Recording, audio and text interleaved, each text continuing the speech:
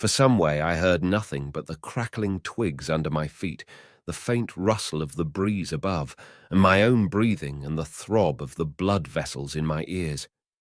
Then I seemed to know of a pattering behind me. I pushed on grimly. The pattering grew more distinct, and then I caught the same queer sound and voices I had heard in the underworld. There were evidently several of the Morlocks, and they were closing in upon me.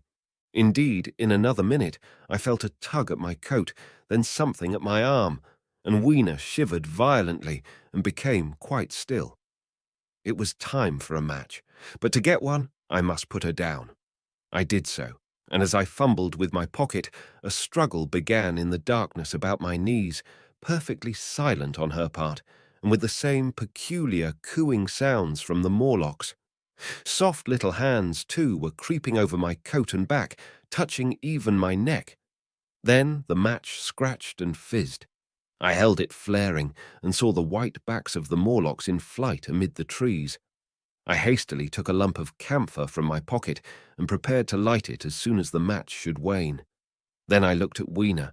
She was lying clutching my feet and quite motionless, with her face to the ground. With a sudden fright, I stooped to her. She seemed scarcely to breathe. I lit the block of camphor and flung it to the ground, and as it split and flared up and drove back the Morlocks and the shadows, I knelt down and lifted her. The wood behind seemed full of the stir and murmur of a great company. She seemed to have fainted. I put her carefully upon my shoulder and rose to push on, and then there came a horrible realization. In maneuvering with my matches and Weena, I had turned myself about several times, and now I had not the faintest idea in what direction lay my path. For all I knew, I might be facing back towards the palace of green porcelain. I found myself in a cold sweat. I had to think rapidly what to do. I determined to build a fire and encamp where we were. I put Weena, still motionless, down upon a turfy bowl, and very hastily, as my first lump of camphor waned, I began collecting sticks and leaves. Here and there out of the darkness round me, the Morlock's eyes shone like carbuncles. The camphor flickered and went out. I lit a match, and as I did so, two white forms that had been approaching Weena dashed hastily away. One was so blinded by the light that he came straight for me, and I felt his bones grind under the blow of my fist. He gave a whoop of dismay, staggered a little way, and fell down.